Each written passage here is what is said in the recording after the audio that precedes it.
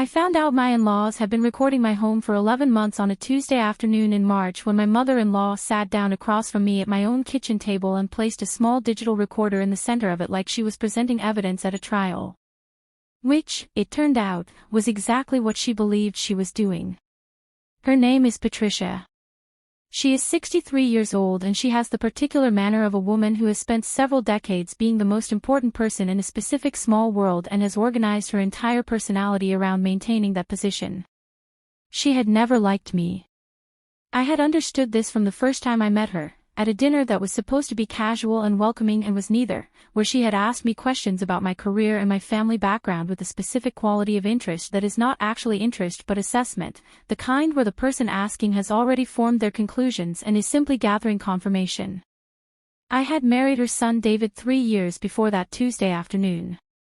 David was warm and funny and capable of great kindness, and also, I had come to understand slowly and then all at once in the way that understanding sometimes works, entirely unable to exist independently of his mother's approval in ways that had shaped our marriage in ways I had not fully seen until I was sitting across from Patricia with a recorder on my kitchen table between us. She told me she had placed the device in our home 11 months earlier. She told me she had done it because she was concerned about the kind of wife I was to her son, the kind of home I was providing, the kind of care I was or was not giving to the man she had raised. She told me this with the complete composure of a woman who believed entirely in the righteousness of what she had done and expected the revelation to produce in me the collapse of someone caught. I did not collapse. I looked at the recorder on my kitchen table and I felt something move through me that was not quite any single emotion but a mixture of several, disbelief and anger, and something underneath both of those that I can only describe as a strange, cold clarity, the kind that arrives when something that has been confusing for a long time suddenly becomes very simple. My name is Maya Reynolds. I am 31 years old. I am an architect, which means I spend my professional life understanding how structures hold together, which load-bearing elements are essential and which are decorative, where the pressure points are and what happens when they fail. I think about buildings the way other people think about people, in terms of what is actually holding them up underneath the surface of what they present. I had been thinking about my marriage that way for 2 years before Patricia put a recorder on my kitchen table. What I had found, when I looked at the actual structure of it rather than the surface, was not what I had believed I was building when I said yes 3 years earlier. This is the story of what 11 months of recordings contained, and what I did with them, and what my life looks like now that the structure that was never sound has finally, cleanly, come down. But before the recordings I need to tell you about David and Patricia and the particular architecture of a marriage that looked solid from the outside and was load-bearing on exactly one person. The marriage. David and I met at a professional conference 4 years before the Tuesday with the recorder. He was presenting a paper on sustainable urban development and I was in the audience, and he was genuinely interesting in a way that made me pay attention, not just to the paper but to the person giving it, the way he thought about problems, the quality of his curiosity, the particular warmth of his engagement with people who asked him questions afterward. We dated for 8 months before we got engaged. During those 8 months I met Patricia 4 times. Each meeting was pleasant on the surface and unsettling underneath in ways I could not articulate clearly enough at the time to take seriously as information. She asked questions that seemed like interest and landed like inventory. She mentioned David's previous girlfriend twice, casually, in contexts that did not require mentioning her, which is never casual. She referred to David's apartment, which he had lived in alone for 4 years before we started dating, as still being set up the way she had helped him arrange it, as though the 4 years of his independent occupancy had not really changed its fundamental nature. I noticed all of this. I did not act on any of it because David was kind and I was in love, and the capacity of love to make the concerning thing seem manageable is one of its least discussed features. We married in a small ceremony that Patricia found too small. We moved into a house that Patricia found too far from her own. I continued working at the architecture firm where I had been building my career for 6 years, which Patricia found too demanding for a woman who should, in her view, be organizing her primary energies around her husband's comfort and their eventual family rather than around load-bearing walls and client presentations. David did not disagree with his mother about any of this. He did not disagree with her out loud, at least not in my presence. What he did was occupy the space between us with a careful neutrality that I had initially read as respect for my independence and had gradually come to understand as something else entirely, which was the unwillingness of a man who had never learned to disappoint his mother to do so even when her expectations were actively damaging his marriage. The first year was good in the ways that first years are often good, full of the momentum of a new shared life and the particular optimism of two people who have chosen each other and have not yet been fully tested by the choosing. The second year was harder. Not dramatically harder, not in any way that announced itself as a crisis, but in the accumulating way that things get harder when one person is carrying more than their share and beginning to feel the weight of it. I was working full-time and managing the house entirely. Not because we had agreed to this arrangement explicitly, but because it had settled into place the way arrangements settle when one person steps into every gap automatically and the other person allows the stepping in without acknowledging it.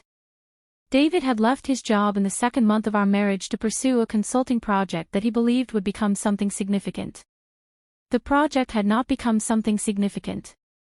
What had replaced it, gradually and without announcement, was a life in which David was home most of the time, available in the physical sense without being available in the practical sense, present in the house without being present in the marriage.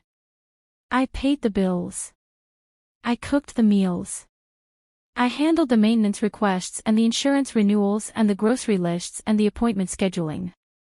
I did all of this while working 50-hour weeks at a firm that was in the middle of its most demanding project cycle in 5 years, because I was up for a significant promotion and I had worked toward it for 6 years and I was not willing to let the imbalance at home cost me the professional ground I had built.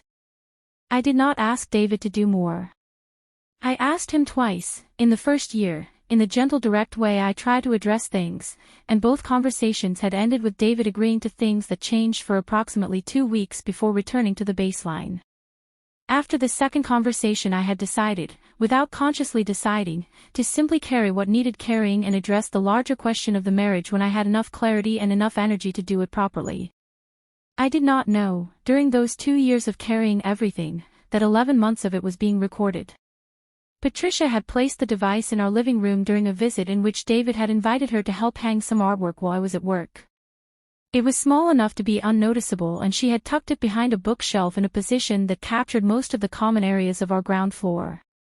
She had retrieved and replaced it twice over the following months during subsequent visits, downloading the recordings and replacing the device with a fresh one each time. She had done all of this, she told me at my kitchen table, because she loved her son and she knew I was not the right woman for him and she needed proof. I looked at the recorder for a long moment. Then I asked her if I could have a copy of the recordings. She smiled. She thought I was asking out of fear. She gave me the copy. I listened to the recordings alone. I want to be precise about that because it matters how I did it. I did not listen to them with David present. I did not listen to them with a lawyer present or a friend present or anyone who might have shaped what I felt while I was feeling it with their own reactions running alongside mine. I listened to them alone, on a Saturday morning 2 days after Patricia had put the recorder on my kitchen table, sitting at the desk in the small room I used as a home office, with the door closed and a cup of coffee that went cold before I was halfway through. Patricia had given me 11 months of audio. Not continuous audio, the device had been set to activate on sound rather than record constantly, but 11 months of captured moments, conversations, ordinary household sounds, the ambient documentation of a life being lived inside 4 walls by 2 people who had no idea one of those walls had ears. I had expected, going in, that listening would be painful. I had expected to hear things that confirmed what I already suspected about the state of my marriage, things David had said to his mother on the phone that he had not said to me, evidence of the distance between what he told me and what he told her. I had prepared myself for that particular kind of pain. What I was not prepared for was what the recordings actually contained. The first thing I noticed, within the first hour of listening, was myself. My own voice, moving through the rooms of my house at the end of long workdays, handling the things that needed handling. I heard myself on the phone with the plumber scheduling a repair David had mentioned twice and not followed up on. I heard myself going through the mail at the kitchen counter, separating bills, making notes, the quiet administrative labor of a household being managed by one person while the other person existed inside it. I heard myself cooking, the particular sounds of someone preparing a meal for 2 at 7:30 in the evening after a 10-hour day, moving efficiently and without complaint through a kitchen that was, in the recordings, entirely mine to manage. I heard David in the recordings too. I heard him on the couch. I heard the particular sound of video game audio that I had become so accustomed to in our home that I had stopped registering it as information and had simply absorbed it as background, the way you absorb any constant in your environment until it becomes invisible. I heard him on the phone with his mother, conversations I had not known were happening, where he described our marriage in terms that were not dishonest exactly but were carefully selective in ways that had clearly been designed to confirm rather than challenge the picture Patricia had already formed. He did not say I was a bad wife. He did not say I neglected him or failed him in any specific way that could be pointed to. What he did was omit. He omitted the fact that I was paying every bill in the house.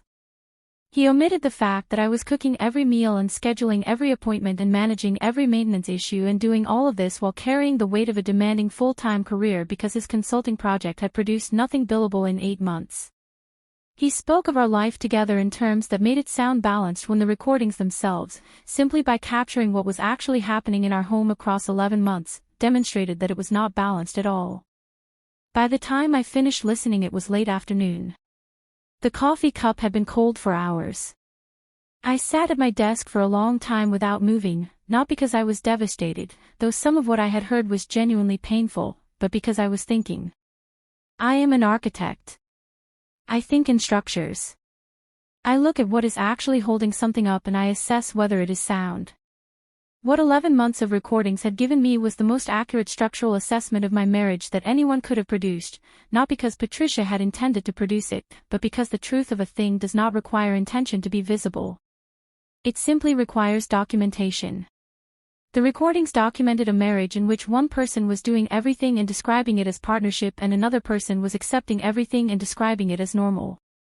They documented this across 11 months with the particular authority of evidence that has no agenda, that was gathered by someone trying to prove the opposite of what it showed, which gave it a credibility that nothing I could have said about my own marriage from my own perspective could have matched.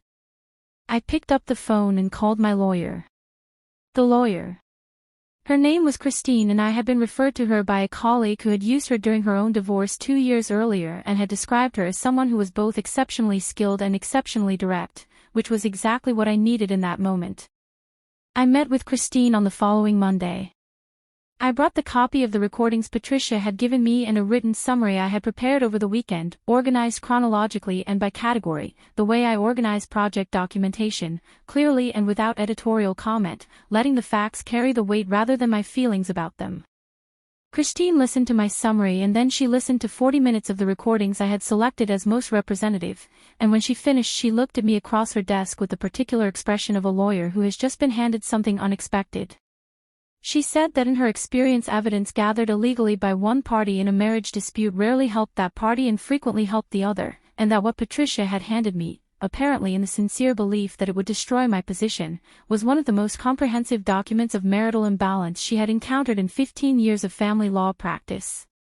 She said the illegal recording itself created significant legal exposure for Patricia and potentially for David if it could be demonstrated he had any knowledge of it. She said the content of the recordings, taken as a whole, painted a picture of financial and domestic contribution that would be highly relevant in any proceedings related to asset division and support. She said the phone conversations between David and Patricia, in which David consistently omitted material facts about the financial structure of our household while presenting a version of our marriage designed to confirm his mother's negative assessment of me, would be useful in establishing a pattern of behavior that the court would find relevant. She asked me what outcome I was looking for. I told her I wanted out. Not with anger, not with the desire to cause maximum damage, but cleanly and completely and with the full protection of everything I had actually built in this marriage, which was, as 11 months of recordings clearly showed, considerably more than half of it. Christine said she could work with that. The conversation. I told David on a Wednesday evening. I had thought carefully about how to do it, not what to say exactly because I have always found that preparing scripts for difficult conversations produces a kind of rigidity that makes the conversation harder rather than easier, but what I wanted the quality of the conversation to be. I wanted it to be honest in a way our marriage had not always been. I wanted it to be direct without being cruel. I wanted to say the true things without performing them. I told him I knew about the recordings. I watched his face move through several responses in quick succession, surprise first, then something that might have been shame, then the beginning of a defense that I could see him assembling before he had decided to deploy it. I told him I was not interested in a conversation about the recordings themselves or about his mother or about who had known what and when. I told him I had listened to 11 months of our life together and I had found it clarifying in ways I had not expected, and I was grateful for the clarity even if I was not grateful for the method by which it had arrived. He started to say something about his mother, the way he always started, using her as the context for everything rather than taking the context himself. I let him say it. Then I told him that his mother had tried to prove I was a bad wife and had instead documented 11 months of me holding our household together alone while he figured out what he wanted to do with his life, and that Christine had found the documentation very useful. The mention of Christine produced the particular stillness in him that the mention of a lawyer produces in a person who has just understood that something has moved past the stage of conversation into the stage of process. I told him I hoped we could handle the process with the same dignity we had occasionally managed in our marriage, which was not always but was sometimes, and I believed was still available to us if we chose it. He asked if there was anything he could say that would change where this was going. I thought about that honestly for a moment. I told him I did not think so. Not because I was angry, though I had been angry, but because I had listened to 11 months of my own life and I had heard very clearly what it had cost me and what it had given me, and the math was not something a conversation was going to alter. He nodded. He looked at the table. I went to bed at my usual time. The divorce took 8 months from the Wednesday evening conversation to the final signed documents. I want to be honest about those 8 months because I think honesty about the difficulty of a process is as important as honesty about its outcome, and the process was difficult in ways that had nothing to do with Christine's handling of it, which was excellent, and everything to do with the particular exhaustion of dismantling a shared life while continuing to live inside one, the overlap of ending and beginning that divorce requires and that nobody fully prepares you for until you are inside it. David hired a lawyer named Gerald who was competent and professional and who clearly understood within the first exchange of documents that the position he had been hired to defend was not a strong one.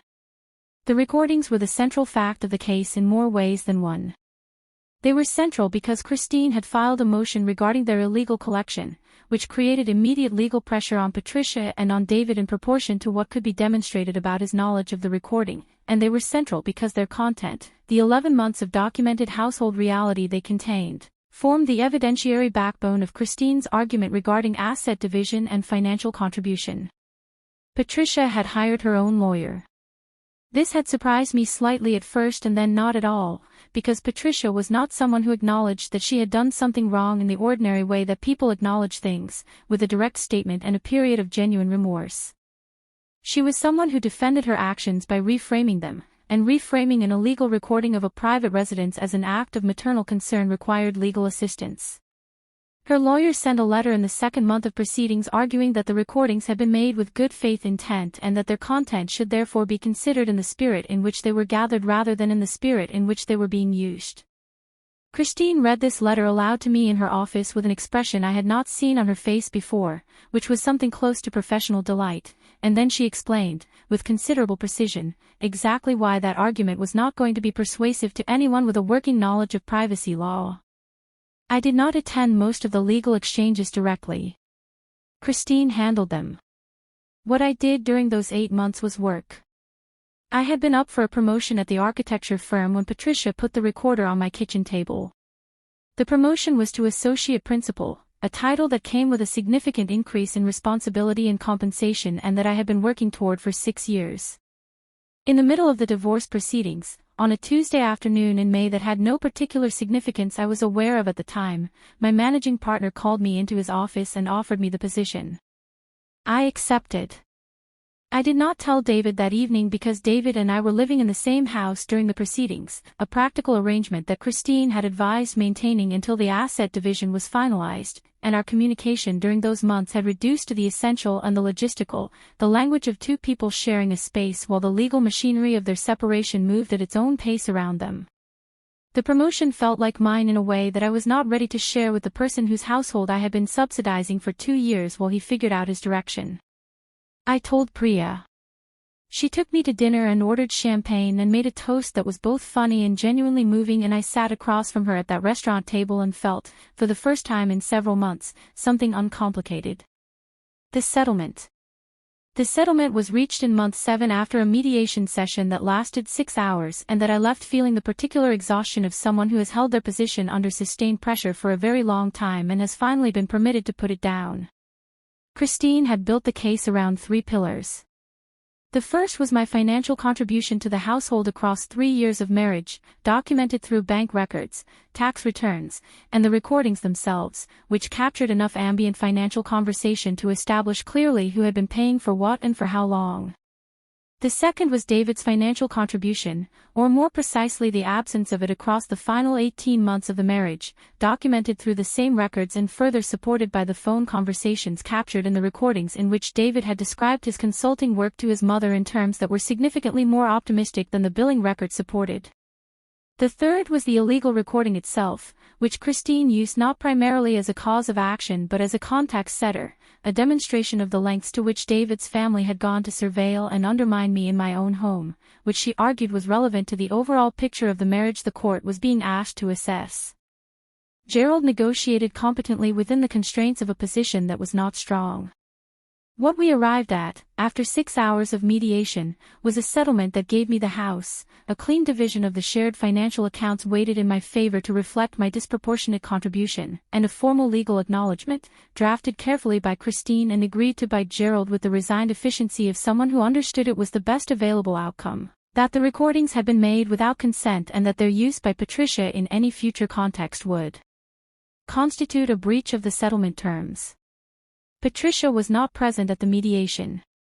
Her lawyer had attended the early exchanges, but by month 7 the legal exposure created by the recordings had shifted the dynamic sufficiently that her involvement had become more liability than asset, and Gerald had apparently advised David accordingly.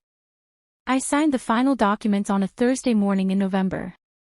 Christine walked me to the elevator afterward and shook my hand and said I had handled a genuinely difficult situation with more composure than most people manage, and that she hoped I knew the outcome reflected what I had actually contributed rather than simply what I had been willing to fight for. I told her the two things had turned out to be the same. The firm. I had been thinking about starting my own architecture practice for 3 years before the divorce. Not seriously, not in the way that produces action, but in the background way that certain ideas live when they are real but not yet ready, waiting for the conditions that will make them possible. The conditions became possible in January of the year after the divorce was finalized. The promotion to associate principal had given me both the financial stability and the professional credibility to make the move, and a client I had worked with for 4 years at the firm had indicated, in a conversation that was not quite a commitment but was something more than hypothetical, that they would follow me if I made it. I gave notice in February. I opened Reynolds Architecture in March, in a small office in a building I had assessed structurally before signing the lease, the way I assess all structures, looking at what is actually holding it up rather than simply what it presents. The client followed. 2 others followed the first. By the end of the first year I had a team of 4 and a project list that kept all of us working at the pace I find most productive, which is full without being frantic, demanding without being unsustainable. I did not think about David often during that first year. When I did, it was without the anger I had expected to carry and without the grief I had expected to outlast the anger. What I felt, when I thought about him at all, was something closer to clarity, the same clarity I had felt sitting at my desk listening to 11 months of recordings, the clarity of a structure finally understood. Patricia sent a letter through her lawyer in the spring of that first year. It was brief and formal and said nothing that required a response. Christine advised me to file it and move on. I filed it. I moved on. On the first anniversary of the Thursday morning when I had signed the divorce documents, I was in a client meeting in my own office, reviewing drawings for a residential project that was the most technically interesting work I had done in my career. The meeting ran long in the good way, the way meetings run long when the people in them are genuinely engaged with the problem in front of them, and losing track of time is a sign of absorption rather than inefficiency. I walked home that evening through the city I had chosen to build my practice in, past buildings I had assessed and some I had worked on, and all of which I saw, the way I always see buildings, in terms of what is actually holding them up. I thought about Patricia putting a recorder behind a bookshelf in my living room 11 months before that Tuesday with the kitchen table, convinced she was gathering evidence of who I was. She was right about that part. The evidence was just not what she expected to find. Reynolds Architecture closed its first full year 11% above projection. I sent Christine a bottle of wine with a note that said thank you for helping me use the truth correctly. She sent back a single line. She said the truth had done most of the work itself. She was right about that too. If someone tried to use the truth against you and it turned around and protected you instead, leave a comment. Tell me where you are watching from. Subscribe for the next one. This is Hidden Blood Revenge, where the quiet ones finally tell their side.